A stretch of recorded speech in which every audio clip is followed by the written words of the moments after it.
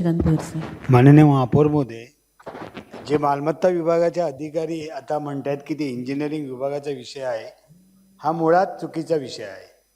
विषय हा मालमत्ता विभागाचाच आहे.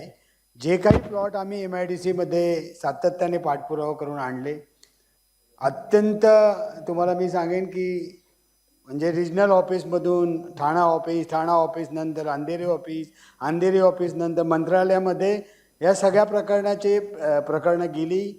त्याचे बोर्ड आयटम झाले. जशी आपली महासभा होती त्याच्यापेक्षा मोठे बोर्ड आयटम होतात, ज्याचे मिनिस्टर साहेब ती एजंट करतात.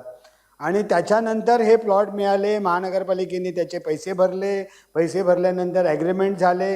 आणि ॲग्रीमेंट झाल्यानंतर ते त्या विभागाला म्हणजे इंजिनिअरिंग विभागाला कामांसाठी हे भूखंड दिले जातात. आणि त्याच्यावरती मग आपल्या महानगरपालिकेचे सगळे प्रकल्प त्या ठिकाणी साकारतात.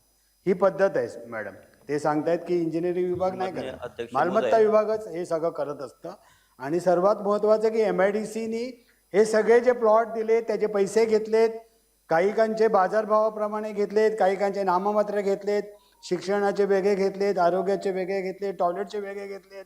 आणि आज ते त्या ठिकाणी MIDC सातत्याने सगळे प्लॉट विकते. म्हणजे MIDCचे महानगरपालिकेचे ॲग्रीमेंट असलेले जे काही प्लॉट्स आहेत ते सुद्धा MIDC विकते, हे खरं आहे. आणि त्याच्यामुळेच हा सगळा प्रश्न निर्माण झालेला आहे. आणि आज जर ते भूखंड जर आम्ही वाचू शकलो नाही महानगरपालिका, तर आणि कुठलाही तुम्हाला मी सांगतो की आता आमच्याकडचे पण कोर्ट केस चालू आहे, त्याचं महानगरपालिकेला माहितीच नाही. आम्ही सातत्याने पत्र देतोय की तुमचा वकील द्या आणि आपला प्लॉट आहे तो तुम्ही भांडा. कोणीही त्या ठिकाणी मालमत्ता विभाग किंवा आपलं लिगल डिपार्टमेंट काहीही भांडत नाही. ही पूर्ण एक सर्कल आहे आणि त्याच्या अनुषंगाने हे सगळं चाललेलं आहे. आणि जर MIDCचे हे प्लॉट जर महानगरपालिकेने वाचवले नाहीत तर कुठलाही नगरसेवक त्या भागामध्ये काम करू शकणार नाही. हे मी आज तुम्हाला ठामपणे सांगतो. काहीच करू शकणार नाही आहे. नुसते नगरसेवक राहतील आणि त्यांचं त्या ठिकाणी कुठलेही प्रकल्प किंवा नागरिकांना सुविधांसाठी काही करता येणार नाही. तर आपला मालमत्ता विभाग पण त्या ठिकाणी तेवढा स्ट्रॉंग करणं गरजेचं आहे. कुठलाही कर्मचारी तुम्ही जाऊन बघितलात तर तिथे एक अधिकारी होता, तो सुद्धा MIDCत आता जात नाही.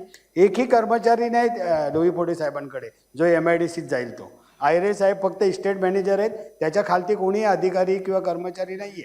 कुठल्याच प्रकारचं पत्र महानगरपालिकेकडनं आम्ही सातत्याने पत्र देतोय. आज आता आम्हाला MIDCला आत्ताच मला पत्र आलेलं आहेत.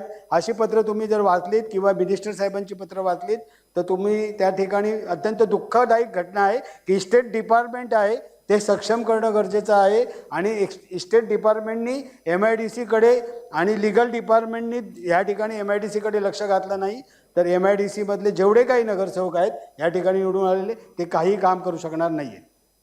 हे मी तुम्हाला ठामपणे सांगतोय. आणि जे प्लॉट मिळालेत ना तेही वाचवत नाही आहे महानगरपालिका.